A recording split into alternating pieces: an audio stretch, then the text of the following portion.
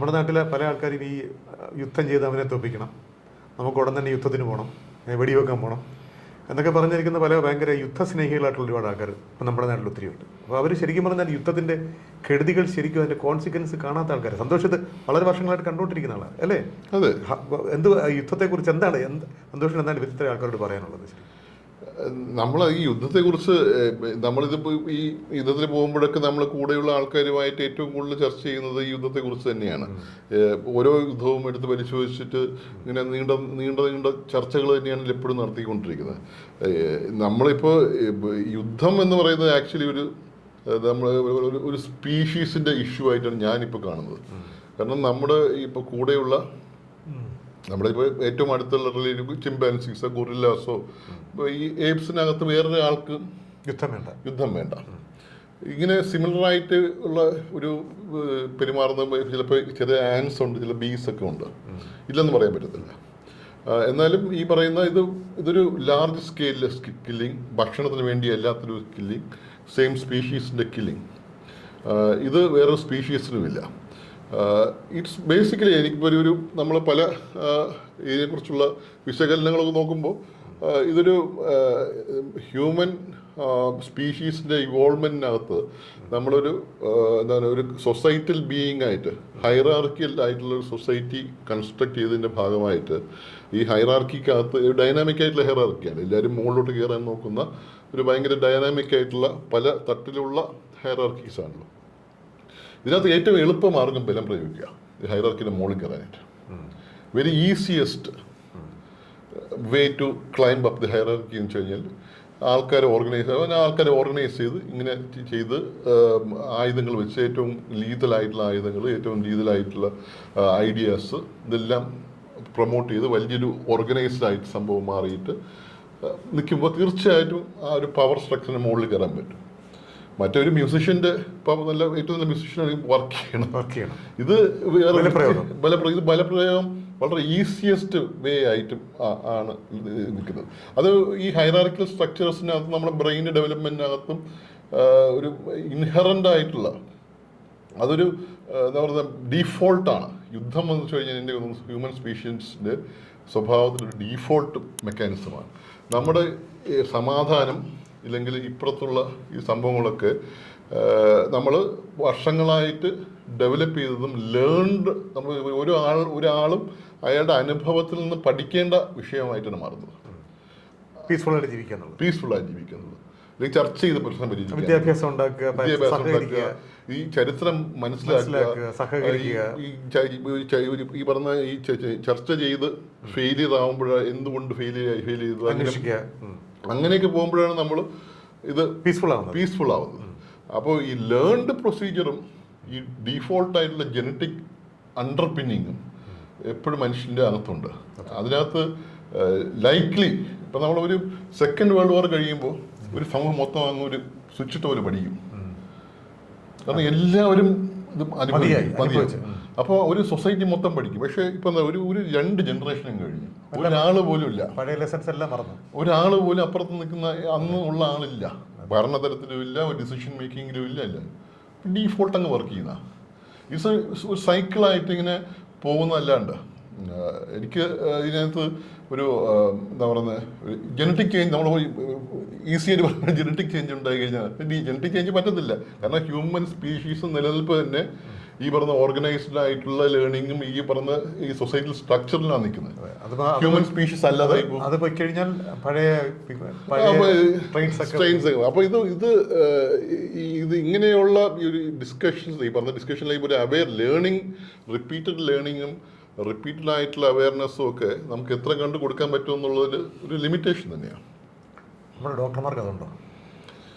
എനിക്ക് തോന്നുന്നില്ല. ഫൈനലി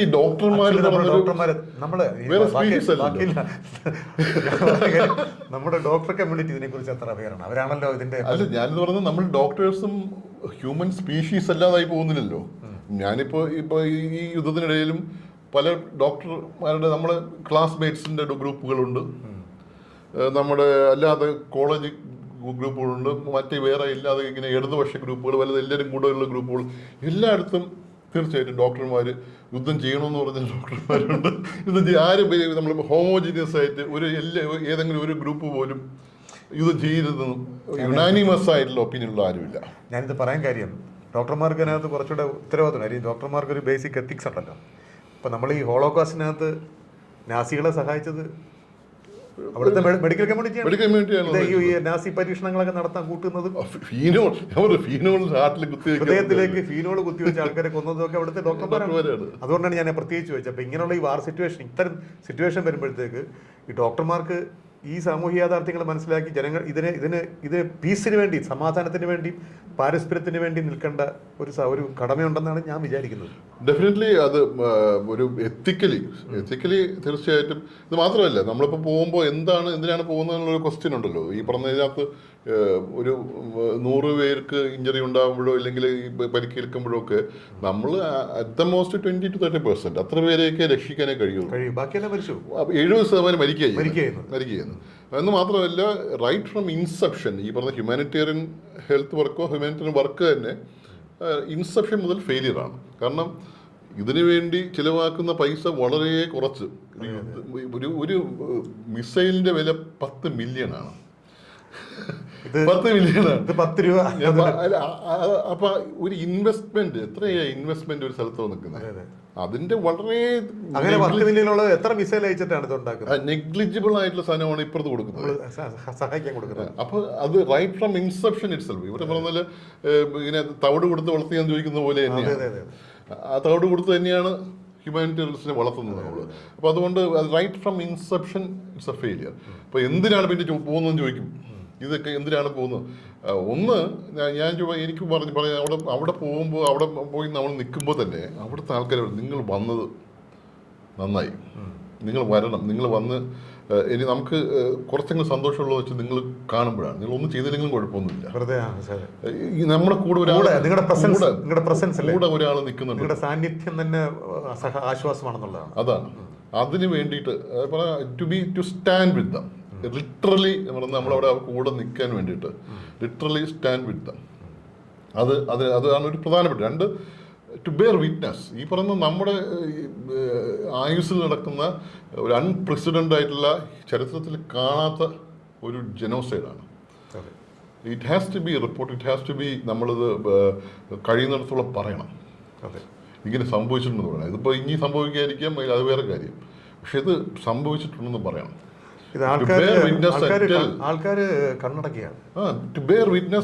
ആൾക്കാരോട് പറയണം. ഇത് എങ്ങനെയാണ് സംഭവിച്ചിരിക്കുന്നത്, ഇങ്ങനെയാണ് സംഭവിച്ചത്, നമ്മൾ മനുഷ്യർ ഇങ്ങനെയാണ് നടക്കുന്നത്, ഇതിന് സൊല്യൂഷൻ വേണമെന്നൊക്കെ ഉള്ള ഒരു തോന്നല്.